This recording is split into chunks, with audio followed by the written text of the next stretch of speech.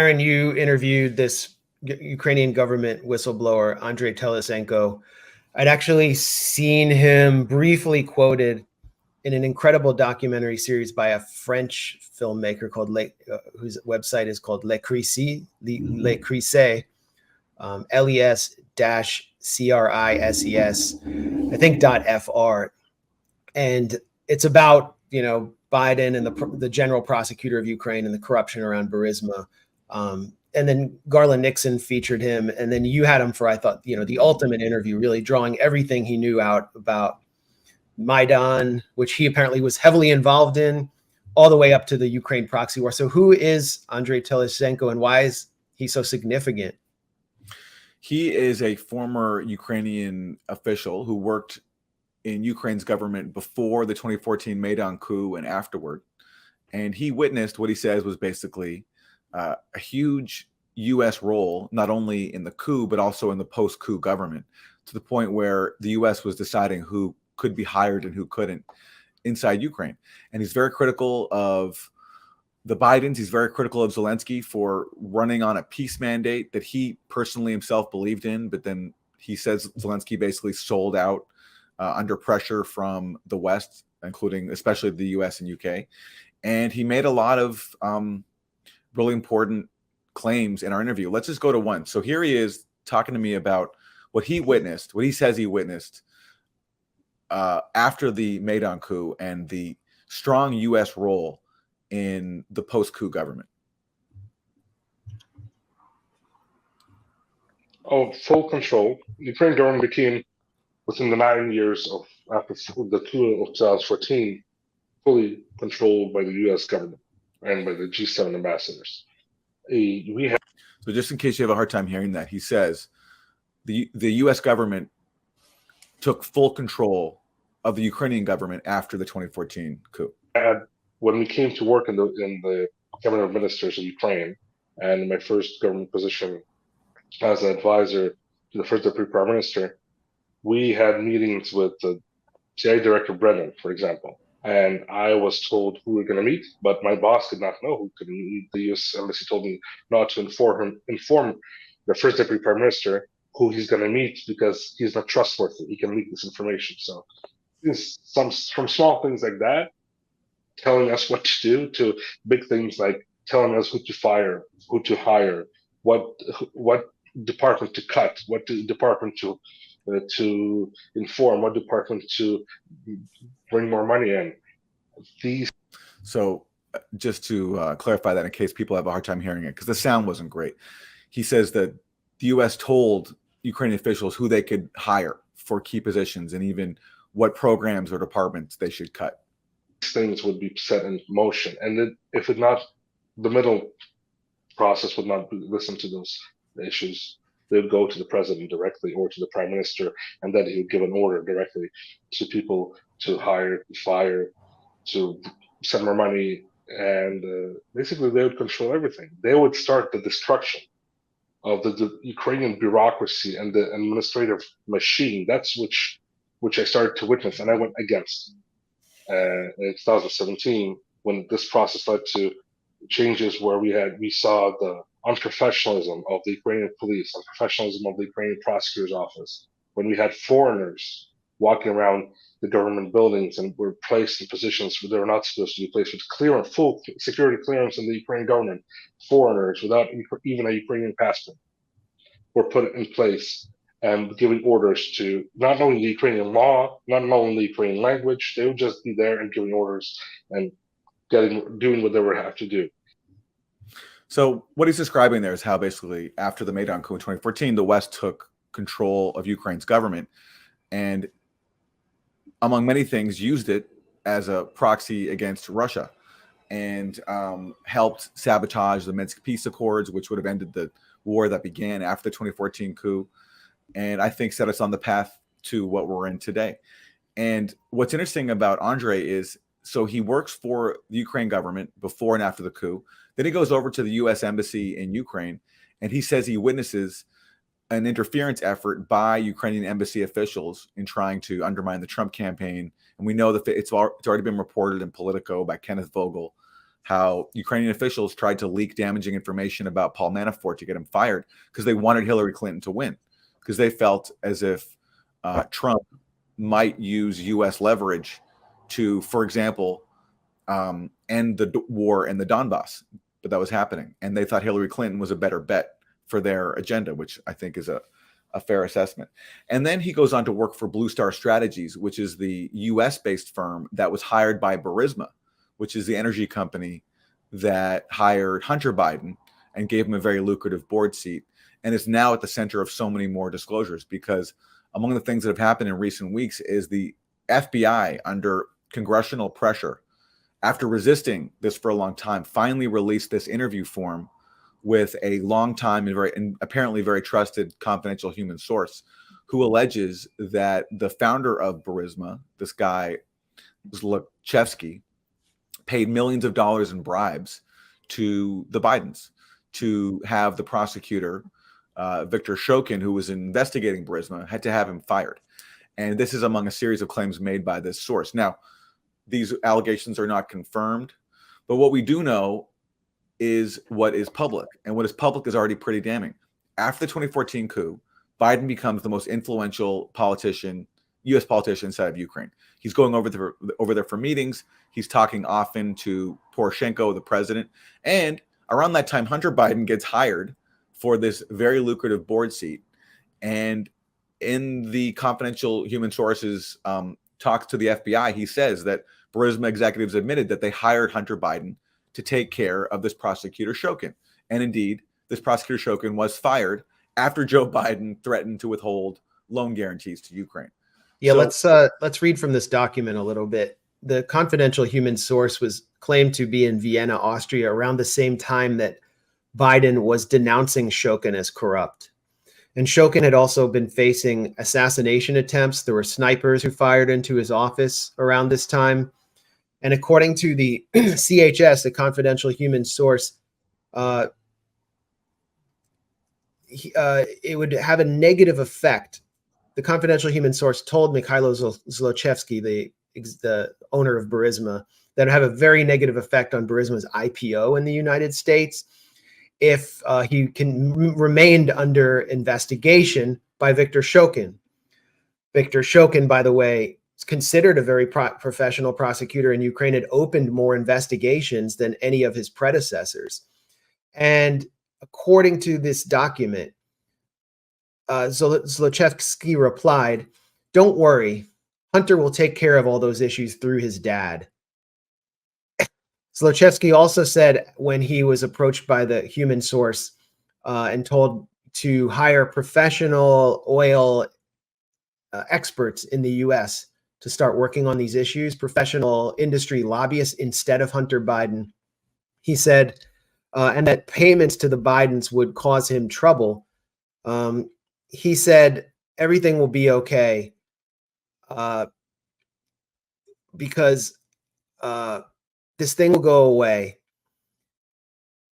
It was too late to change the decision, even though he acknowledged that Hunter Biden, quote, was stupid, and Zlochevsky's dog was smarter than Hunter Biden.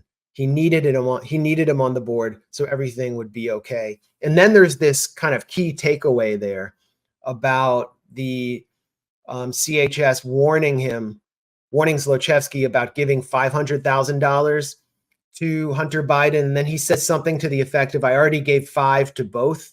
It cost $5 million to pay one Biden and $5 million to another Biden." We can't confirm any payments there. That's just the confidential human source talking, but he's claiming that he paid the guy who's referred to the big guy in this document. It's I wouldn't say it's damning stuff, but it dovetails with everything we know on the public record about what actually happened with the prosecutor, as you were saying, Aaron. Yeah, and here's Biden himself bragging in public about how he got the prosecutor fired.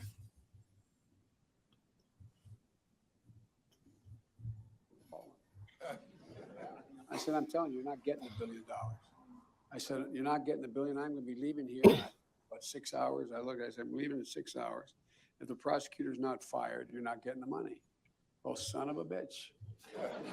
Got fired. And they who was solid. And I was going. So, yeah, go ahead. And meanwhile, so okay, the official Joe Biden explanation for as to why Hunter Biden would get such a lucrative board seat on Burisma, $80,000 a month, even though he has no energy sector experience whatsoever. And this is shortly after his father becomes the most influential person in Ukraine, aside from Ukraine's president. The official explanation from Joe Biden is simply that his son Hunter Biden is really bright. Is a really bright guy. That's literally what Joe Biden has said. So if this is, for example, Joe Biden speaking during the 2020 campaign. Do you think it was wrong for him to take that position, No. knowing that it was really because But that company wanted access to you? Well, that's not true. You're saying things you do not know what you're talking about. No one said that. Who said that? Don't Who you said think don't you think that it's just one of those things where people think, well, that seems kind of sleazy. Why would he have that job if not for who his father was? Because he's a very bright guy. I guess the question I'm kind of asking is, He's a very bright guy. He always been saying, my son did nothing wrong. Okay, I mean, you're his father. You're not going to just trash your son. You have to say that. But to say he's a very bright guy, I mean, there's really no evidence to back that up. And if he was a bright guy, I don't think he would have been engaged in all of these activities, which present the most existential threat to Biden's reelection, I think. And, just going back before we move on, going back to those Council on Foreign Relations comments from 2018. By the way, I watched that live and I remember seeing Biden's decline for the first time. He was really struggling with recall. And I think he was being way too off the cuff there. To his left, to Biden's right, our left is seated Michael Carpenter, who is kind of his post-Maidan administrator of Ukraine, is heavily involved in policy now. And he also was an Atlantic Council fellow at the time. And the Atlantic Council was taking hundreds of thousands of dollars from Burisma. And then Biden turns to his left, our right. And I don't know, is that right? Richard Haas? Yeah. And he says, I put in someone who's solid as prosecutor. In replacing Viktor Shokin, who he was calling corrupt, he put in a guy named Yuri Lutsenko, who was not even a lawyer, has no law degree, and had actually been jailed when he was interior minister under the pre-Maidan government because he was involved in so much financial misconduct. And by the way, Zlochevsky also served in that government, the head of Burisma, as environmental minister, because he was in charge of giving all the land titles to all the corrupt gas mafiosi. So the guy he put in was not solid in any way. He was a complete pawn of the U.S., and he proceeded to drop the Burisma investigation while Burisma was paying the employer of Biden's top advisor on Ukraine. I mean, I don't know how they can just play this off as if they didn't do anything. Yeah, and meanwhile, it's been reported that Devin Archer, who was Hunter Biden's business partner in all this in Ukraine, when they worked together as Western consultants inside Ukraine, that he's going to testify that Joe Biden spoke on the phone on these business phone calls that they had at least 24 times. That's the report from Miranda Devine, who's done a lot of work on this. And again, that's not something that he hasn't testified yet, so maybe that is not what he says. But the point is, you have all these claims coming out, and they're at least worthy of investigation. And the reason we haven't really had a serious discussion of them up to this point is because every time anything has come out, it's just been accused of being Russian propaganda. That's what happened with Hunter Biden's laptop in 2020. And anytime anybody ever tries to talk about this, they get accused of parroting Russia. That's just the classic Russiagate playbook. So that guest who I interviewed, Andre, this former Ukrainian official, he's sanctioned by the U.S. government. And he was sanctioned right when he was trying to come forward with the claims that he's making now in interviews with people like me. He was sanctioned by the Treasury Department for trying to improperly influence an election, which is just the Russiagate playbook now. Anybody who is trying to raise concerns about corruption, especially if it's like a neocon favored candidate, like in the case of Hillary Clinton or Joe Biden, they get accused of spreading Russian propaganda. And fundamentally, that's what all this is about. This isn't for me about the personal corruption of the Bidens, which, that's very boilerplate in Washington. It's not out of the ordinary. This is about how the U.S. has used Ukraine for its own ends, and not just for corrupt dealings that benefit people like Hunter Biden, but ultimately to turn it into a NATO proxy. And that drive right there and that process is, I think, a major cause of the war we're seeing right now. To the point where, I mean, remember when Trump got impeached the first time because he asked Zelensky to look into corruption allegations surrounding Joe Biden at the same time as he froze weapons sales to Ukraine. He was impeached for that. And up on the House floor, that led Adam Schiff to say stuff like this. The United States aids Ukraine and her people so that we can fight Russia over there and we don't have to fight Russia here. So when Adam Schiff was saying that, liberals applauded because it was in the process of impeaching Trump. And because this was all done in the name of combating Trump, everybody looked away at what the actual real world consequences of that were, including normalizing in liberal circles this idea of using Ukraine to fight Russia over there. So the proxy war was going on long before Russia invaded in February 2022. The liberals were incentivized to look away because they were told this was the way to hold Trump accountable and to impeach him. And ultimately, actually, politically, that actually backfired because that first impeachment ended with Trump's highest approval ratings of his entire presidency. And then geopolitically, the consequences are disastrous because instead of putting an end to the fight in Ukraine against Russia, that impeachment helped fuel it, leading us to where we are today. Would also produce revelations from George Kent, who was at the U.S. Embassy in Kiev, that there were concerns even within the embassy about the installation of Yuri Lutsenko as general prosecutor and about his own credentials and ability to actually crack down on corruption. If you really examine the impeachment papers, it's not all about Trump. There's and what we keep hearing now, Aaron, is that all these new allegations about Biden and Burisma, which show Biden being more directly, the big guy being more directly involved than he's claimed, were discredited in the impeachment hearings. Do you think that, I mean, what are they referring to there? No, they're not.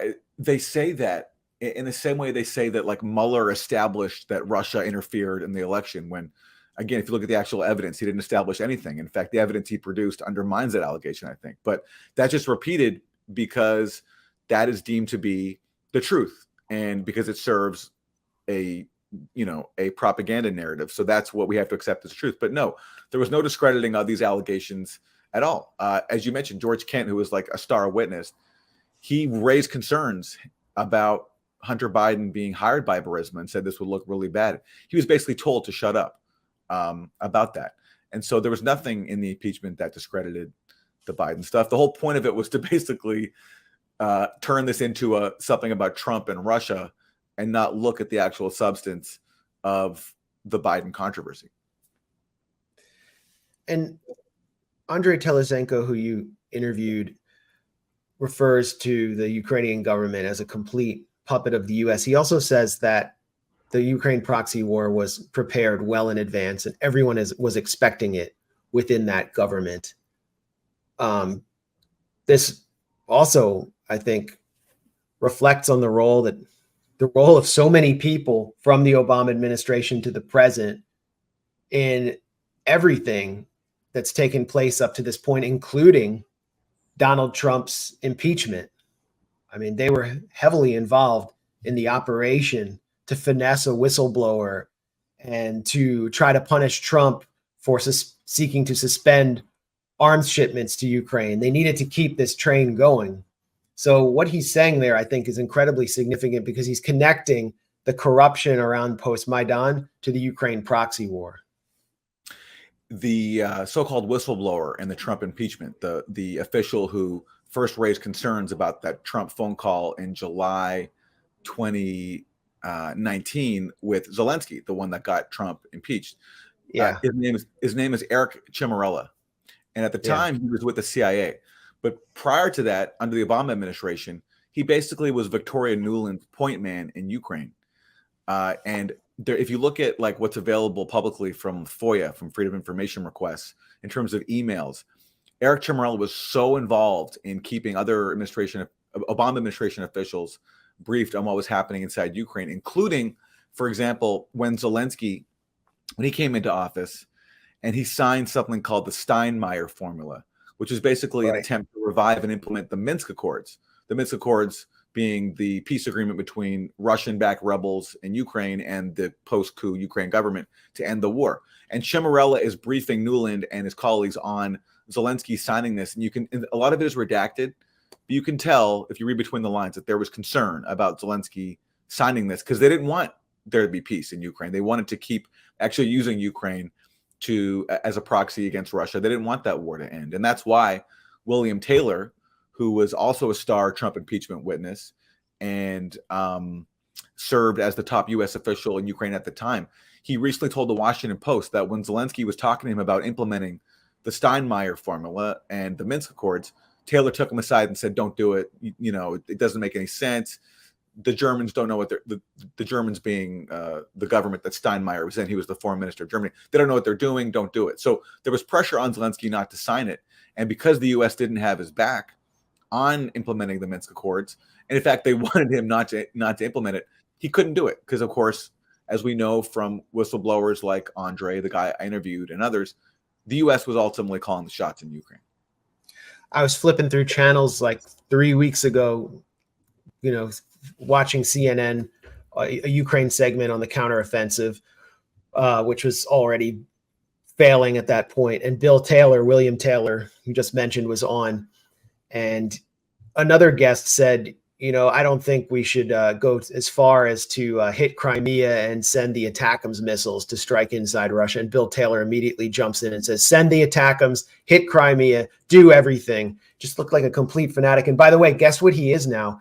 Where he is. He's the deputy director of the U.S. Institute for Peace. So the U.S. Institute for Peace deputy director is calling for striking Crimea. This was a guy who sabotaged the Minsk Accords. And if you know what the U.S. Institute for Peace is, it's just a soft power appendage of the State Department located directly across the street from the State Department, where a lot of these people cool their heels. Victoria Nuland also had her fingerprints all over the distribution of the Steele dossier. And she was even involved in Russiagate. They were involved in keeping the war train going, beating the war drums throughout the Trump administration. And when I think back to Lindsey Graham saying on his 2017 visit with John McCain to meet with one of these extreme right battalions, I think it was the Dnipro battalion in Ukraine, and he said 2017 is going to be the year of offense. Sorry, this was 2016. The 2016 election was underway. He said 2017 will be the year of offense. I think he just assumed Hillary Clinton would win and all these people, there'd be continuity between the Obama administration and the Clinton administration, and Victoria Nuland would just sweep in and the war would begin. So it all goes back to Telesenko's comments that the war was prepared well in advance. Everyone knew it was going to happen. And by the way, congratulations to Victoria Nuland on being elevated to Deputy Secretary of State, replacing Wendy Sherman. This is, happened very quietly, and it's one of the more dangerous developments of the week. Having a fanatic right behind Tony Blinken, not that he's much different, but she's really driving the policy. William Taylor, going back to him, he also was the guy who, when Obama decided he got cold feet about the proxy war in Ukraine, which he helped start with the Maidan coup, and he wouldn't send weapons over to Ukraine to fuel the fight, resisting everybody in his administration, by the way, including Joe Biden and Antony Blinken. William Taylor described Obama's policy as, quote, appeasement. So what was once a policy of Barack Obama is now considered, beyond the pale. And people like William Taylor, their position that Obama's policy was appeasement, that is now the mainstream. And anybody who questions that, anybody who takes the position of Barack Obama back in 2015, 2016, now they're on the extremes of both parties. I'm not even really at the extreme of the Democrats, because there are no Democrats who oppose the proxy war. It's really only the MAGA Republicans who raise any questions now in Congress. So if you take the position of Barack Obama, according to the mainstream consensus now, you're on the side of appeasement and you're at the extremes. And let's play that Lindsey Graham clip just for anybody who hasn't heard it, because it really foretold everything we've seen since. This is, as Max said, in late 2016. Your fight is our fight. Ваша боротьба – це наша боротьба. 2017 will be the year of offense. Рік 2016 рік буде ріком. It'll be the year of All offense. of us will go back to Washington and we will push the case against Russia. Ми всі повернемося до Вашингтону. And you will all die. Відстоювати санкції. Most of those guys are probably dead or Enough of injured our right now. Russian aggression. Досить вже російської агресії. It And is John time for McCain's them in to pay atheist a hell. price. Час вже щоб вони заплатили важчу. I mean, yeah. Look at those. It's shocking. I mean, so they got their war just what, 5 years too late? 5 years Yeah. later. Exactly. And when Trump briefly impeded it by freezing some weapons, they impeached him. So this is what happens, you know, when you are located right next door to an official designated enemy of the US and you surrender your country to the US, your society is going to be destroyed. Yeah. You know, this is the future that awaits Taiwan. And when I say your society is going to be destroyed, I don't just mean, oh, Russia will be, the bear will be provoked and tempted to come in and smash you with artillery. I mean, your society is going to be ravaged by BlackRock. You're going to be a laboratory for things like the DIA app, this all-encompassing totalitarian digital ID app that's being tested in Ukraine for export abroad. You will also become a baby factory for, you know, upper middle class people in the West. Ukraine has like less than 1% of the world's population, and it's responsible for over 20% of surrogate children being carried by poor Ukrainian women because people want a white woman to carry their kid for them. And the company that's responsible for much of it, Biotexcom, was under investigation at one point. And then according to Yuri Lutsenko, the general prosecutor installed by Biden, he was given an Untouchables list by another impeachment figure, Marie Yovanovitch. She denies this. He never produced the list. It sounds pretty plausible. Anyway, the investigation into Biotexcom, the surrogate baby farm, which was, I mean, it's just inherently responsible for human rights abuses and exploitation. That investigation was dropped. And it's mainly serving people in the US. I mean, I don't think the transportation secretary, Pete Buttigieg, necessarily went to Ukraine. He could probably afford to do this in the US, but his children, I believe, are being done through surrogates. We see celebrities doing this all the time. So it's a perfect metaphor for what Ukraine has become. It's carrying babies to term that are then ripped from its womb by wealthier, more powerful people who are exploiting it. And the US ambassador is allegedly coming in and telling the prosecutor who they can and can't prosecute. And the corruption with the Bidens is continuing. I mean, we now know who's buying Hunter Biden's art. It's not necessarily an art appreciator. Have we seen, and if you're not familiar, Hunter Biden is an artist. His art is being sold at a high-level LA gallery. And this is a way for people to basically pay the Biden administration and give Hunter Biden a career while currying influence. And it was bought by a pro-Israel Democratic donor friend who Biden named to a prestigious art commission. But we don't have the subscription here. But her name is Elizabeth Hirsch Naftali. She's obsessed with Israel, and she was appointed to a prestigious commission, and she spent 1.3 million. Well, Hunter Biden's artwork has brought in 1.3 million. There's an anonymous donor still who has spent $875,000 on Hunter Biden's artwork, and he's donating some of the proceeds to pay for the life of the 4-year-old love child he had with a woman in Texas, who he has refused to take custody of or provide for. So this is part of the settlement that he had out of court with that woman. So when you have all this going on and Biden is so heavily involved with a foreign government, he's going over there threatening them with loans if they don't do what they want. It's also hard to tell who's influencing whom, because I think, you know, these Maidan figures who are not exactly on the up and up have had influence on Biden as well, the same way that the Israel lobby is able to influence US politicians to take a more hostile line against Iran. We don't know the full extent of it. Yeah, I mean, it's very plausible. If you're Joe Biden and your son has been gifted with this very lucrative position, made a lot of money in Ukraine with no experience, then obviously it's quite plausible to believe that Biden is somehow beholden to some people inside Ukraine. That's just, especially if something illicit happened and they know about it. That was the whole premise of Russiagate. It turned out to be fiction.